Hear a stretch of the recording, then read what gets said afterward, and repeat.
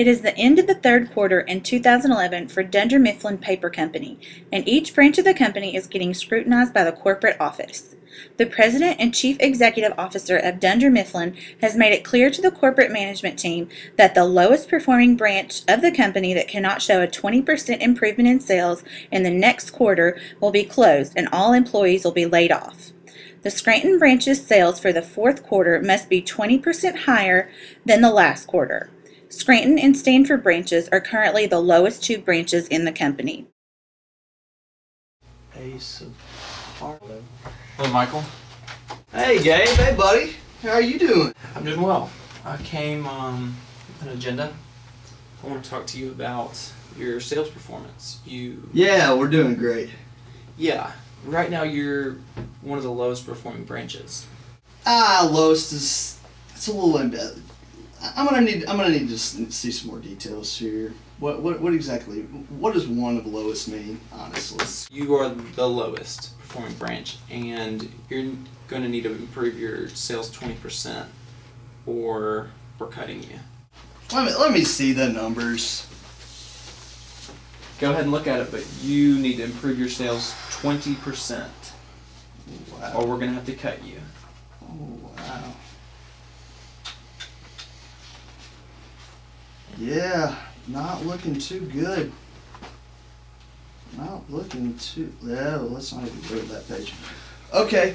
Well, what are your suggestions? I'm having trouble wrapping my mind around this one. I need you to use your power and influence to get your sales team to improve 20% for this one quarter. No problem. I understand the concern, and that'll be taken care of. Great. Thank you, sir. You're welcome, Michael. Thank you. Thank you, sir. Call first. Who to call first? Dwight. Dwight's always got drastic action. He's definitely going to come through for us. Dwight, what's your mission? Michael, what is it? Oh, quick on the gun, per usual. Thank you, sir. So Gabe, performance improvement, corporate. We're doing good, right? Big deal. No, actually problems. Problems in fairyland. Huh. Yeah. Turns out, past 3 quarters, Dunder Mifflin, performance. I don't believe you. You get the picture. Continue, though. I will, sir.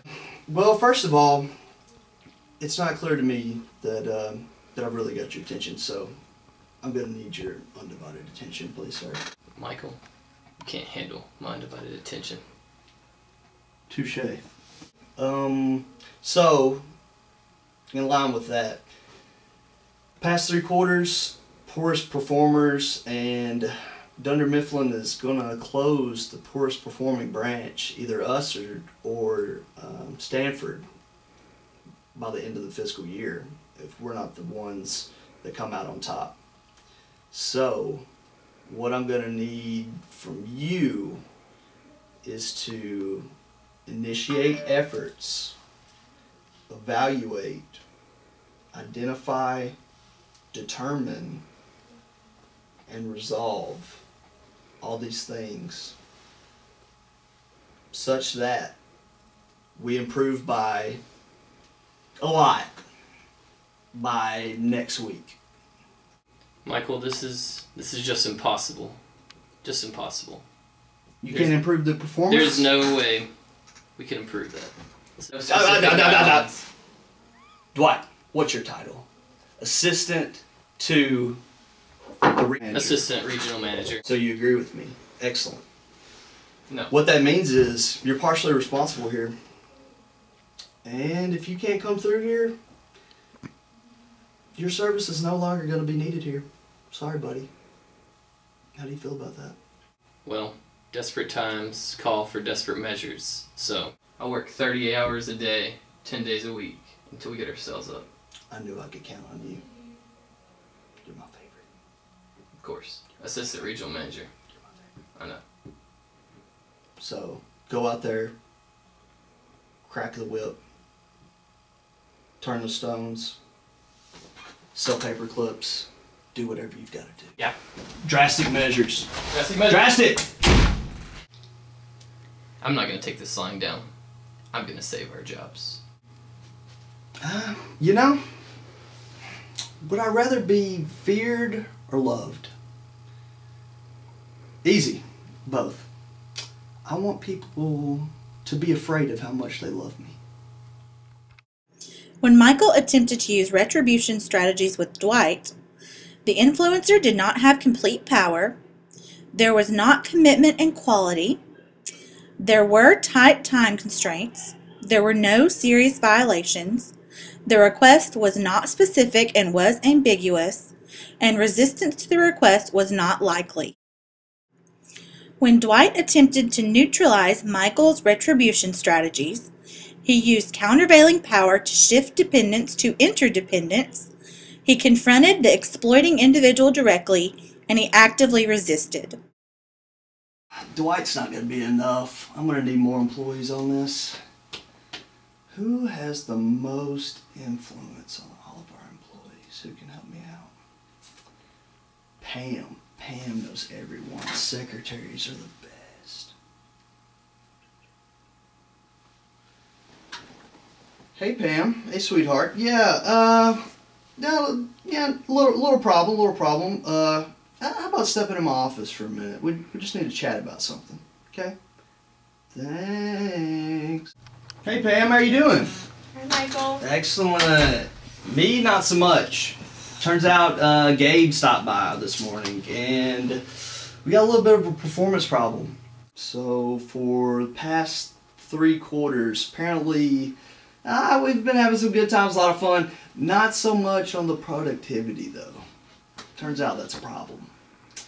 So corporate's telling us that if the lowest performing branch by the end of the fiscal year is going to be closed. Right now that's us. And it's either going to be us or Stanford that's going to be closed at the end of the fiscal year. So, in line with that, I got a little task for you.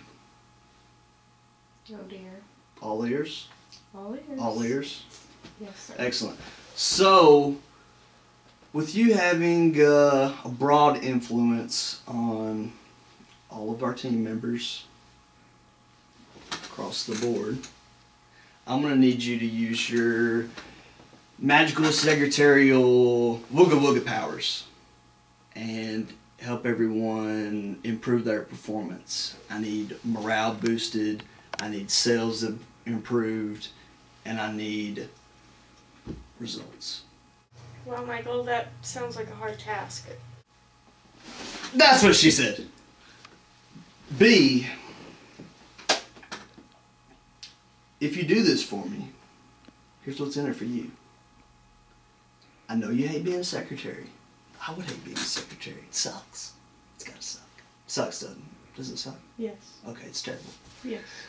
But I know you're really passionate about your graphic design thing. So, if you could come through for me, help us improve our sales by 20% this last quarter, I'm going to make you, what would make you happiest? That sounds really good, but what do you get out of it? Pam, I'm going to tell you exactly what's in it for me. Number 1, executive bonuses, turns out they roll around at the end of fiscal year too. But that's just for me personally. I'm not a selfish man. You get to keep your job. I get to keep my job. And we get to help the team keep their jobs. You're Scranton brothers and sisters, Pam. Michael, you realize that this is totally unprofessional. And this... Bam. This is bribery. I realize that you may have some sorts of concerns. But I think it's clear here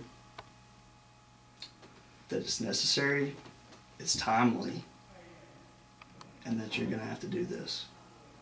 Do you agree? I don't know. I just... I'm not sure I'm comfortable with So this. I've got a firm commitment. Is that what I'm hearing? No, Michael.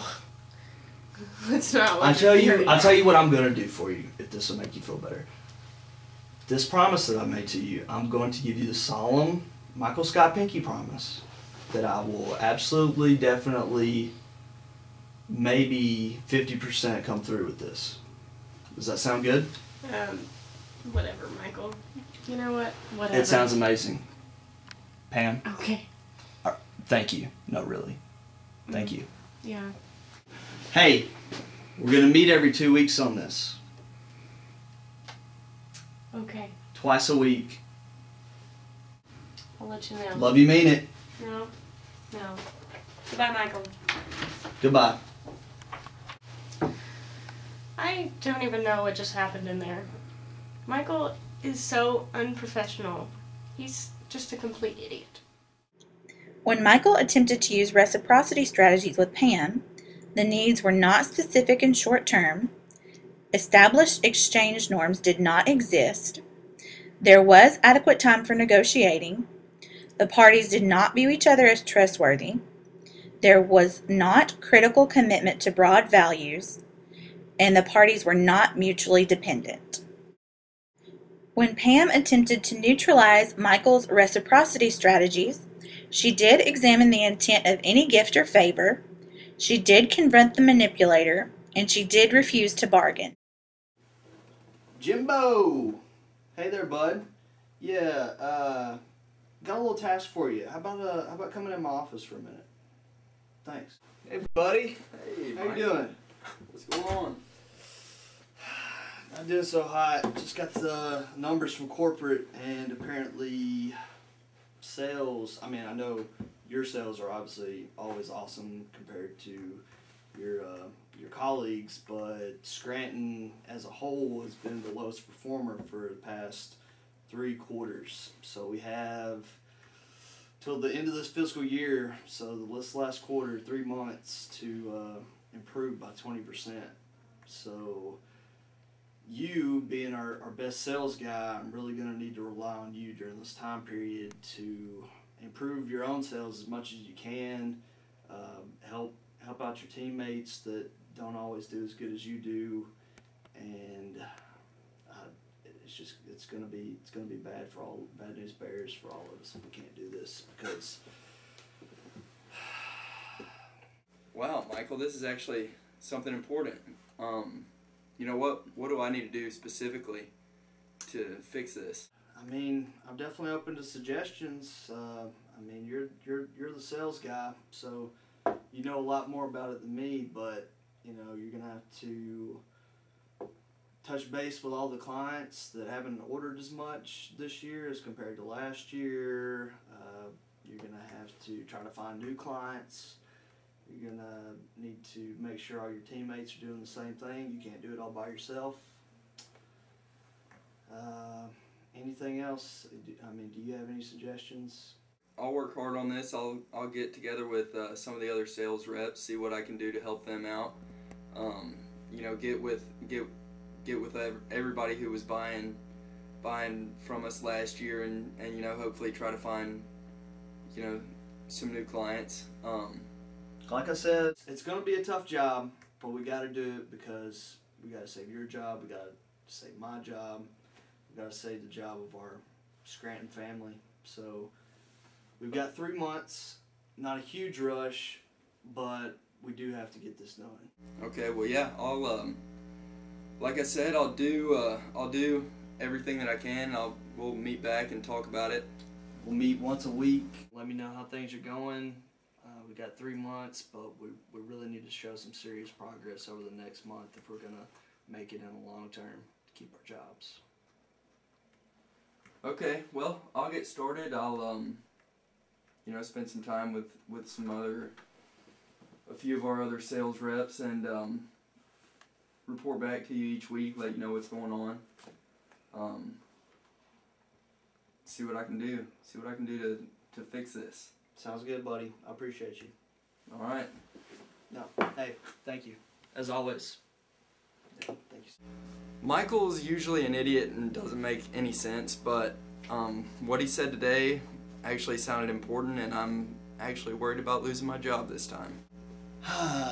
You know, just got the call from Gabe, and surprise, surprise, we came through. I knew my team would. You know, when you really think about Dunder Mifflin as a whole company, it's like a tree. What do trees have? Trees have branches. Why do we need these branches? What do they produce for us? These branches produce fruit. Branches that don't produce fruit, they get axed. Today, Scranton was not that branch. That was Stanford. Axed. Also interesting, the fact that trees, they make the paper that we sell. When Michael attempted to use reason strategies with Jim, there was not adequate time for extensive discussion. There were not common goals and values. The parties did share mutual respect, and the parties shared ongoing relationships. When Jim attempted to neutralize Michael's reasoning strategies, he did explain the adverse effects of compliance on performance, he did defend his personal rights, and he did firmly refuse to comply.